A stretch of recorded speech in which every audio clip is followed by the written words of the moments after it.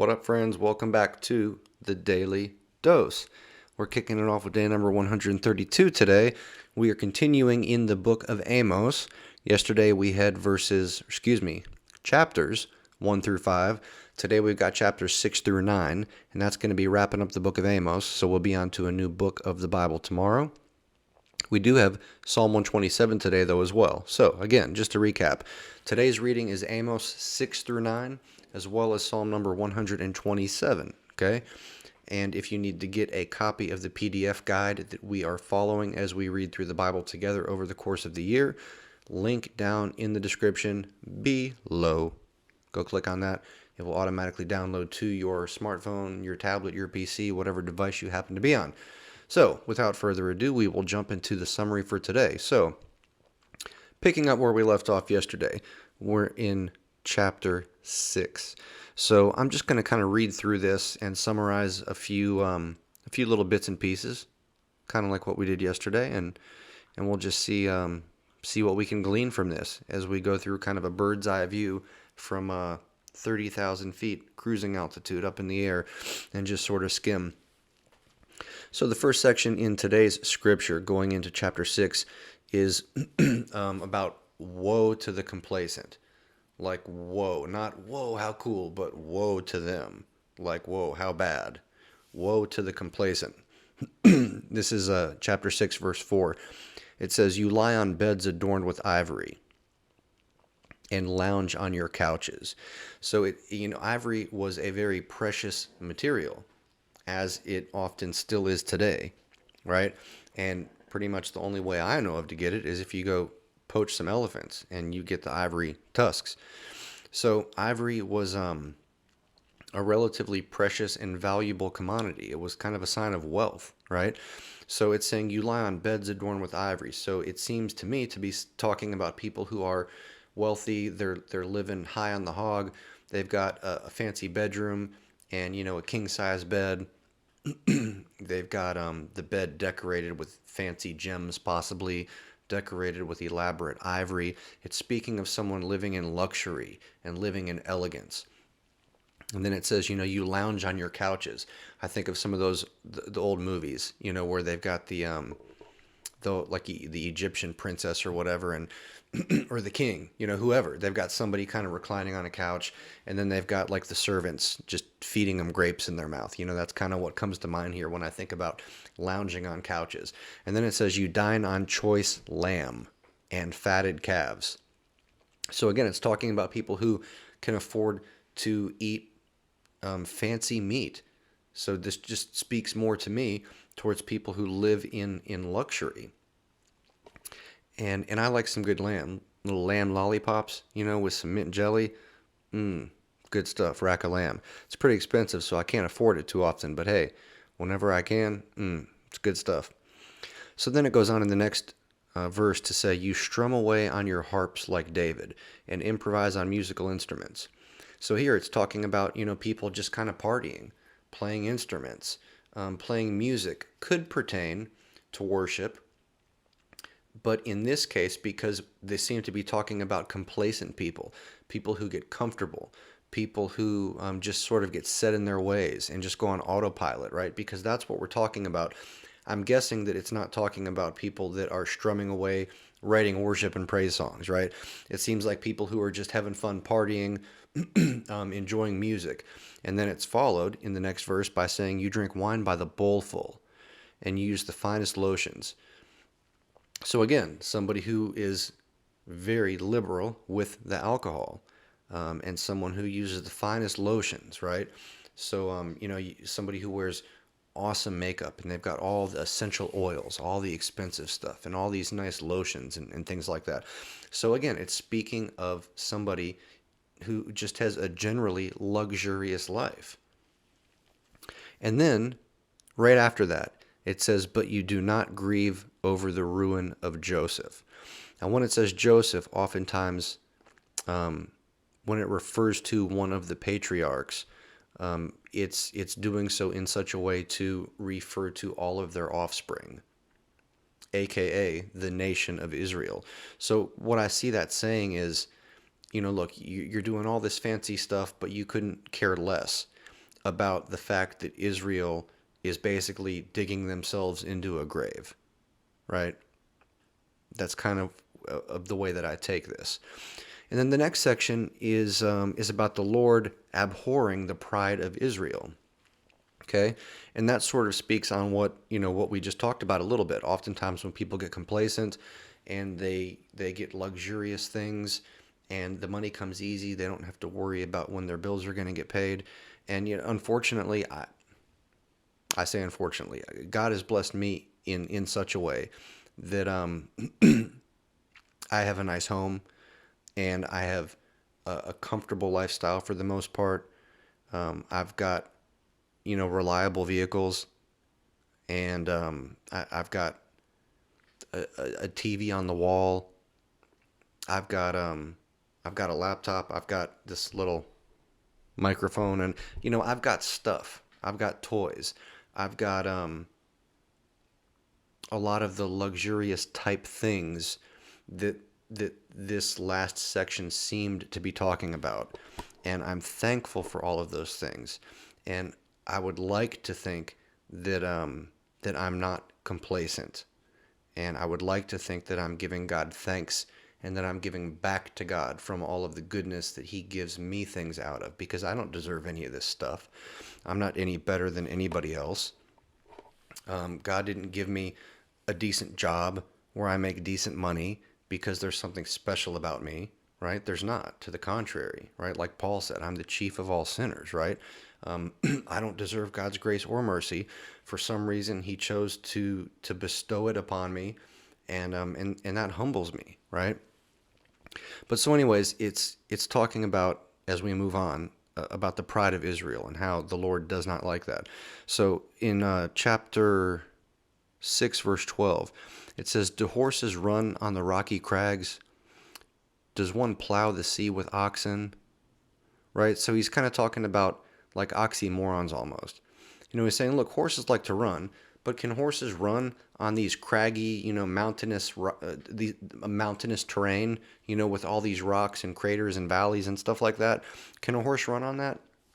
It's kind of a rhetorical question. No, right? And then it says, does one plow the sea with oxen? Right? You plow a field when you're going to plant stuff. You can't plow the sea, or else the oxen and the plow would sink, right? It's kind of a rhetorical question. But you have turned justice into poison, and the fruit of righteousness into bitterness, right? So it's kind of like he's saying, hey, do horses run on rocky crags? No. Does one plow the sea with oxen? No. Does one turn justice into poison?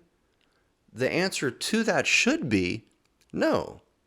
You don't turn justice into poison. They're kind of opposites almost, right? But God is saying you did just that, right? And the fruit of righteousness into bitterness. Can you turn righteousness into bitterness? Well, the answer to that question should be an emphatic no, you can't. But they found a way to do it. So then we go into a section that talks about three things. It talks about locusts, it talks about fire, and it talks about a plumb line, right?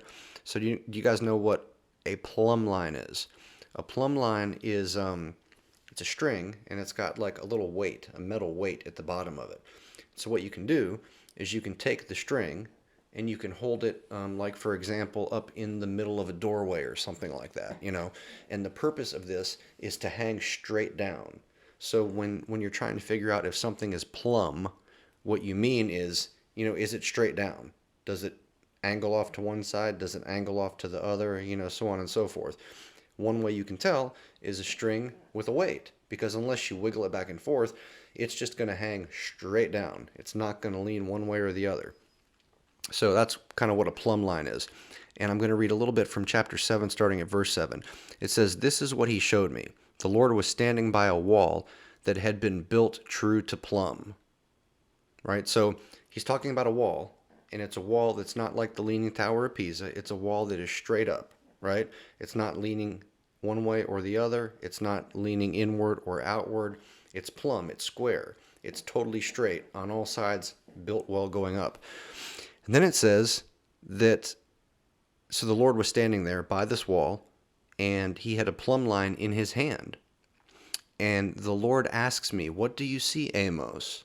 Okay, so Amos is kind of having this vision of some sort, right? So there's a nice, beautiful wall, and the Lord is standing there with a plumb line and says, Amos, what do you see? What would you say if that's what you saw? I'd say, I see a nice straight wall. I don't know. So Amos replies, a plumb line. Then the Lord said, look, I am setting a plumb line among my people Israel. I will spare them no longer. The high places of Isaac will be destroyed, and the sanctuaries of Israel will be ruined. With my sword I will rise against the house of Jeroboam. So it kind of seems to me that it's almost like God is saying, I'm going to use this plumb line on Israel. So it's like, I'm guessing that God is saying, like, this is how I'm going to measure where my judgment's going to fall. I'm going to hang this plumb line up above Israel, and it's going to dangle straight down above them and be centered and be straight, and that my judgment is going to be directed, squarely right down on them. That's kind of what I see going on here. But then we move on to a section that talks about Amos and Amaziah, okay? So I'm going to start just a few verses beyond where we just left off, right? So chapter 7, verse 10. It says, then Amaziah, the priest of Bethel, sent a message to Jeroboam, king of Israel. Amos is raising a conspiracy against you in the very heart of Israel. So Jeroboam was the king at this time of Israel. And Amos is going around prophesying, saying the things that God's telling him to say. And Amaziah, the priest of Bethel, is saying to Jeroboam, hey, look, this dude Amos is running around. He's stirring stuff up. He's trying to make the people mad at you. This is not looking good, dude. Not looking good. If we skip a few verses further, here is what we see. Now then, hear the word of the Lord, you say. Let me say that again. Now then, hear the word of the Lord, you say. Do not prophesy against Israel, and stop preaching against the descendants of Isaac. So basically, what that's saying is that there were false prophets at the time. And the false prophets were saying what the people wanted to hear. The false prophets were saying, oh, we got a word from the Lord, and you guys need to stop prophesying against Israel. That's not God's will. Don't prophesy against Israel. There's no judgment coming. Everything's all good, right? And that was not what was happening. Everything was not good. And that's just what these false prophets were saying to try to please the masses, right? So in light of that, then we see what God actually says. Therefore, this is what the Lord says. Your wife will become a prostitute in the city. Your sons and daughters will fall by the sword. Your land, sorry, I just lost my spot. Your land will be measured and divided up, and you yourself will die in a pagan country. And Israel will surely go into exile away from their native land. So God's like, look, y'all's false prophets are just talking sweet little whispers in your ear that are lies. That is not what God has to say. So now we go into a section that's about, kind of talks about a basket of ripe fruit. And I'll just start off here with chapter 8 and read a few verses. It says, this is what the sovereign Lord showed me, a basket of ripe fruit. So kind of like the thing with the plumb line, right? God's showing him this vision. This time it's a basket of ripe fruit. And then God says, what do you see, Amos? And Amos answers, a basket of ripe fruit. Right? What am I supposed to see? That's what you're showing me. That's what I see. I love how literal this guy is, right? How honest he is. So then the Lord says to Amos, the time is ripe for my people Israel. I will spare them no longer. In that day declares the sovereign Lord, the songs in the temple will turn into wailing. Many, many bodies flung everywhere. Silence. So like when fruit is ripe, that's when it's time to pick it. That's when it's time to eat it. It's ready. So he's using this basket of ripe fruit that's ready to be eaten as an analogy for Israel, who is ready. They're ripe for him to exact his discipline, his judgment on them. So the next section talks about Israel and how they're going to be destroyed. So chapter 9, looking at verse 8 here and a few other verses right afterwards. It says, surely the eyes of the sovereign Lord are on the sinful kingdom. I will destroy it from the face of the earth. Yet I will not totally destroy the descendants of Jacob, declares the Lord. Well, think about it. If he did totally destroy the descendants of Jacob and wiped all of Israel out, then there would be no lineage for Jesus to come from, right? So God is saying that he will not totally destroy all the descendants of Jacob. For I will give the command, and I will shake the people of Israel among the nations, as grain is shaken in a sieve, and not a pebble will reach the ground. All the sinners among my people will die by the sword, all those who say disaster will not overtake or meet us. So there's some people here saying, hey, look, we're good. Disaster is not going to overtake us. We're not going to meet with disaster. And God is like, you have no idea, homies. You have no idea. But then we come to a section that talks about Israel's restoration, okay? And I'm going to be, again, continuing in chapter 9, starting at around verse 13. It says, the days are coming, declares the Lord, and this is beautiful. I love this. The days are coming, declares the Lord, when the reaper will be overtaken by the plowmen. Right? So what it's saying here is the plowman is the person who is plowing the fields. They're the ones that are preparing the fields. They're the ones that are planting the seeds, planting the crops, right? So they're the ones that kind of start the process off. And then the reaper, those are the people that come behind, sometimes with the sickle or, whatever, after the crops are grown. They're the ones that come and they reap the harvest, right? They collect all of the fruit, all of the vegetables, all of the grain when it's finally ready. So what it's saying is the reaper, so picture this, you've got somebody who sowed seed, the stuff is grown, it's all over the place. Let's just say wheat, for example, grain. The grain is growing up, sprouting all over. So the reaper comes down there with his little sickle, his scythe, and he's, reaping all of this grain.